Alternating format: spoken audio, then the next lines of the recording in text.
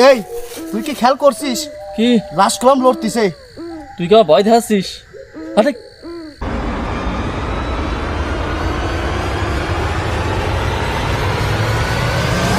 আল্লাহ গো!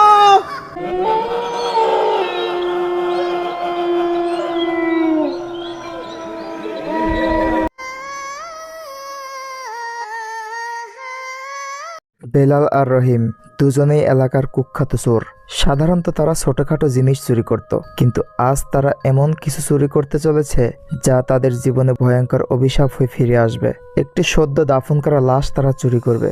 লাশ চুরির উদ্দেশ্য একটাই, অন্ধকার জগতে লাশের মূল্য অনেক বেশি। কেউ লাশ দিয়ে তাবিজ বানায়, কেউ গবেষণার জন্য চায়, আবার কেউ অজানা কোনো বিদ্যা চর্চার জন্য ব্যবহার করে। এসব কাজে লাশ বিক্রি করলে মোটা অঙ্কের টাকা মেলে। ছোটখাটো চুরি করে সংসার আর চলতেছে না, তাই আজকে থেকে মানুষের লাশ চুরি করব, কি বলিস?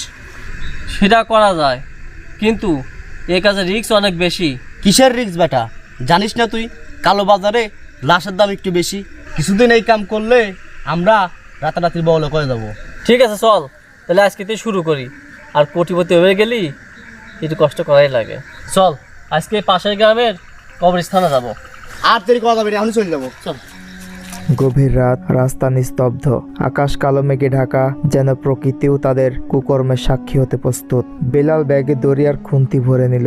রহিম কোমরে ছোট্ট একটা ছুরি চাপিয়ে বলল, চল, বেশি দেরি করলে লোকজন চলে আসবে। চিন্তা করিস না, আমরা সতর্কই থাকবো না।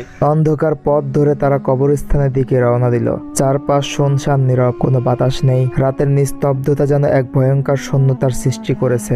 দূরে কুকুরের কর্কশ ডাকে তাদের গা শিরশির করে উঠল। বেলাল ফিসফিস করে বলল, শোন, আমাদের কেমন দেখতেছে। আরে না, ভয় পালি চুরির কাম বাদ দে। আর কবরের মানুষগুলো সব মরা, ওরা কি আমাকে কিছু করিয়ে পারে? আয়, পাগল।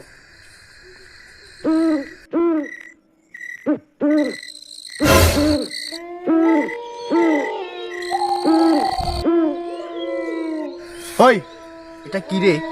হঠাৎ তারা দেখতে পেল রাস্তার পাশে একটা সাদা কাফনে মোড়ানো লাশ পড়ে আছে। বেলাল বিস্মিত হয়ে থেমে গেল। রহিম ধীরে ধীরে কাছে গিয়ে হাত বাড়িয়ে দেখল আসলেই কাফনে মোড়ানো একটা লাশ। বাহ, আমাদের ভাগ্য তো আজ রাজকীয় রে। সত্যি আমাদের কবর খোঁড়ার ঝামেলা নেই।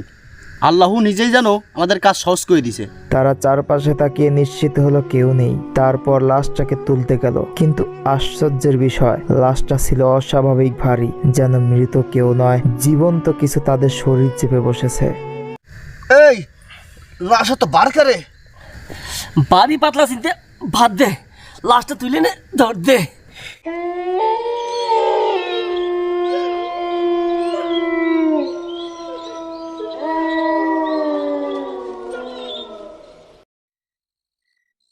দুজন মিলে লাশটাকে কাঁধে তুলল। তবে কিছু দূর এগোতেই বেলাল অনুভব করলো লাশটা ধীরে ধীরে নড়ছে। বেলাল থমকে দাঁড়ালো।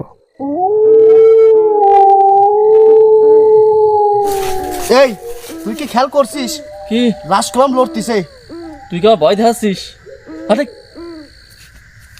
কিন্তু এবার দুজনে স্পষ্ট বুঝতে পারলো লাশটা একটু একটু করে নড়তে শুরু করেছে।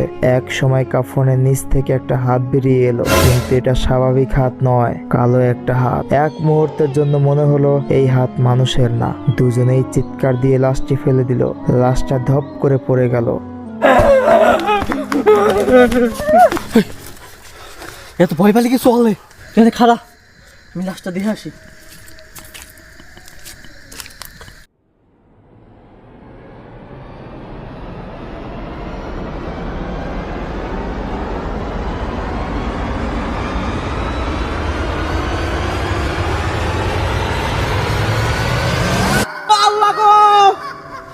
দেখলো কি কুৎসিত চেহারা, চোখ দুটো যেন আগুনের গোলা। মনে হচ্ছিল সেই আগুন চোখ দিয়ে কেউ তাদের দিকে তাকিয়ে আছে। হঠাৎ একটা শীতল বাতাস তাদের চারপাশে বইতে শুরু করলো। তারপর এলাকা যেন কেঁপে উঠলো। পেছন থেকে শোনা গেল এক কর্কশ কণ্ঠ, তোমরা মানুষের লাশ চুরি করো?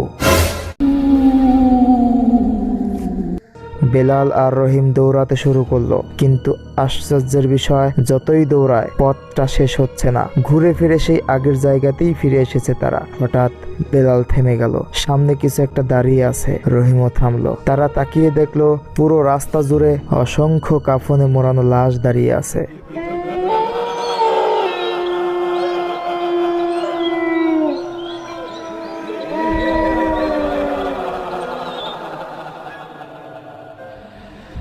তারা অনেক ভয় পেয়ে গেল। কি রেখে কি করবে কিছুতেই বুঝতে পারলো না। হঠাৎ সবগুলো লাশ কোথাও যেন বাতাসে মিলিয়ে গেল। তারপর আবার সেই ভয়ঙ্কর কণ্ঠ শোনা গেল, আজ আমি তোমাদের দাফন করব। এক মুহূর্তে তারা অনুভব করলো তাদের শরীর ভারী হয়ে আসছে। না না না না, আমাদেরকে ছেড়ে দাও। হঠাৎ এক আগন্তুক সেখানে হাজির হলো। আগন্তুকের চোখ দুটো যেন আগুনের মতো জ্বলজ্বল করে উঠল। হঠাৎ সেই আগন্তুক তাদেরকে উদ্দেশ্য করে বলল, তোমরা কত মানুষের লাশের অসম্মান করছো, আজ তোমাদের লাশ দাফন হবে এই পথেই। আজ তোমাদের এমন অবস্থা করব যেন ভবিষ্যতে তোমরা লাশ চুরি করতে সাহস না পাও।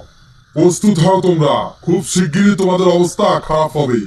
ধীরে ধীরে তাদের দৃষ্টিশক্তি ঝাপসা হয়ে এলো। পরদিন ফজরের আজানের সময় কবরস্থানের পাশে দুইজনকে অজ্ঞান অবস্থায় পড়ে থাকতে দেখা গেল।